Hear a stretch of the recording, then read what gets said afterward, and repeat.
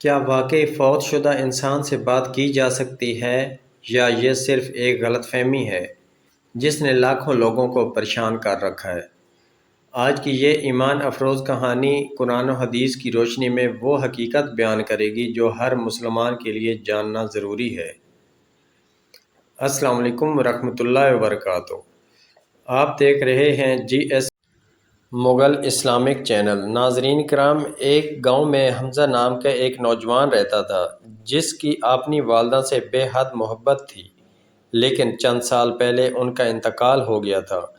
وقت گزرنے کے باوجود حمزہ کے دل میں ایک ہی حسرت باقی تھی کہ کاش وہ ایک بار اپنی والدہ سے بات کر سکتا، ان سے معافی مانگ سکتا اور انہیں بتا سکتا کہ وہ آج بھی ان کی ہر نصیحت کو یاد کرتا ہے۔ اسی خواہش نے اسے بے چین کر رکھا۔ ایک دن اس نے کچھ لوگوں سے سنا کہ فلاں شخص فوت شدہ لوگوں سے بات کرواتا ہے۔ کسی نے کہا فلاں عامل کے پاس جاؤ، کسی نے کہا فلاں جگہ جا کر مخصوص عمل کرو تو مردے بات کرتے ہیں۔ حمزہ کا دل کمزور پڑنے لگا اور وہ سوچنے لگا شاید واقعی ایسا ممکن ہو، مگر اسی دوران اس کی ملاقات مسجد کے ایک عالم دین سے ہوئی۔ انہوں نے حمزہ کے چہرے پر پریشانی دیکھی تو نرمی سے پوچھا، بیٹا کیا غمگین ہو؟ حمزہ نے روتے ہوئے اپنی ساری کیفیت بیان کر دی۔ عالم نے آپ نے پاس بٹھایا اور فرمایا، بیٹا اپنے ماں باپ سے محبت کرنا ایمان کی علامت ہے، لیکن دین کی رہنمائی صرف قرآن اور رسول اللہ صلی اللہ علیہ وسلم کی سنت سے لی جاتی ہے، لوگوں کی باتوں سے نہیں۔ پھر انہوں نے قرآن کریم کی وہ آیات سنائیں جن سے معلوم ہوتا ہے کہ موت کے بعد انسان ایک دوسرے عالم یعنی برزخ میں چلا جاتا ہے اور زندہ لوگوں کے لیے اس سے اپنی مرضی سے رابطہ کرنا ممکن نہیں۔ انہوں نے فرمایا کہ اگر کوئی شخص یہ دعویٰ کرے کہ وہ ہر وقت فوت شدہ لوگوں سے بات کرا دیتا ہے تو ایسے دعوے کی قرآن و سنت میں کوئی دلیل نہیں۔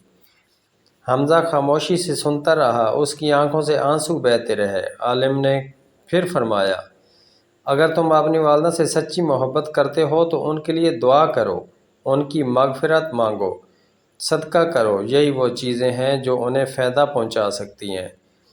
یہ بات حمزہ کے دل میں اتر گئی، مگر اس کے دل میں اب بھی ایک سوال تھا۔ اس نے پوچھا، حضرت کیا فوت شدہ ہمارے لیے دعا یا سلام سن سکتے ہیں؟ عالم نے جواب دیا، اس بارے میں اہل علم نے مختلف تفصیلات بیان کی ہیں، لیکن اتنی بات ضرور معلوم ہے کہ عام انسان کے لیے فوت شدہ سے گفتگو کرنے کا کوئی شرعی طریقہ نہیں بتایا گیا۔ اس لیے ہمیں انہی اعمال پر عمل کرنا چاہیے جن کی تعلیم اللہ تعالیٰ اور اس کے رسول صلی اللہ علیہ وسلم نے دی ہے۔ اس دن حمزہ گھر واپس آیا تو اس کی پہلی مرتبہ اپنی والدہ کے لیے دل سے دعا کی، قرآن کی تلاوت کی اور ان کے ایصال ثواب کی نیت سے صدقہ کیا۔ دعا کرتے ہوئے اس کے دل کا بوجھ کچھ ہلکا ہو گیا۔ اسے محسوس ہوا کہ جس سکون کی تلاش میں وہ لوگوں کے دروازے کھٹکھٹا رہا تھا، وہ سکون تو اللہ تعالیٰ کی طرف رجوع کرنے میں تھا۔ مگر چند دن بعد اس کا ایک پرانا دوست اس کے پاس آیا اور کہنے لگا، میں ایک ایسے شخص کو جانتا ہوں جو مردوں سے بات کراتا ہے، اگر تم چاہو تو آج رات ہی چلتے ہیں۔ حمزہ ایک لمحے کے لیے سوچ میں پڑ گیا۔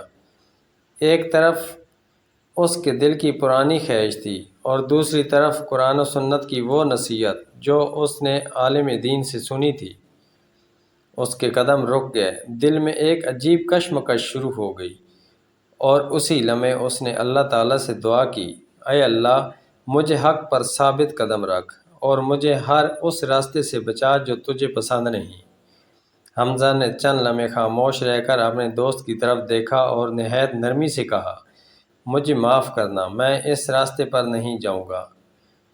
اگر اللہ تعالیٰ اور اس کے رسول صلی اللہ علیہ وسلم نے یہ راستہ نہیں بتایا تو میں کسی ایسے شخص کے پاس نہیں جا سکتا جو ایسے دعوے کرتا ہو۔ اس کے دوست نے بہت اصرار کیا مگر حمزہ نے انکار کر دیا۔ وہ سیدھا مسجد پہنچا اور اسی عالم دین کے پاس جا کر سارا واقعہ بیان کیا۔ عالم نے اللہ تعالیٰ کا شکر ادا کیا اور فرمایا، بیٹا تم نے بہت بڑا فتنہ ٹال دیا۔ یاد رکھو، شیطان اکثر انسان کے غم کو استعمال کر کے اسے غلط راستے پر لے جانا چاہتا ہے۔ جب کسی کا عزیز دنیا سے چلا جاتا ہے تو انسان جذبات میں آ کر ایسے لوگوں کے جال میں پھنس جاتا ہے جو خود کو عالم، روحانی بابا یا فوت شدہ لوگوں سے رابطہ کروانے والا کہتے ہیں۔ حالانکہ اسلام نے ہمیں اس راستے سے بچنے کی تعلیم دی ہے۔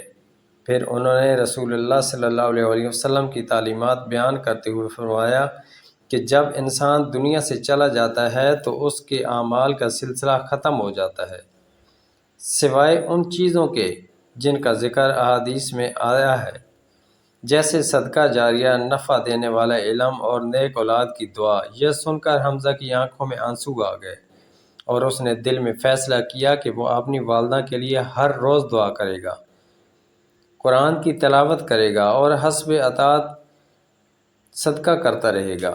اس نے اپنی زندگی بدلنا شروع کر دی، نمازوں کی پابندی اختیار کی، والد کے ساتھ حسن سلوک کیا، رشتہ داروں سے تعلق جوڑا اور ہر دعا میں اپنی والدہ کی مغفرت مانگنے لگا۔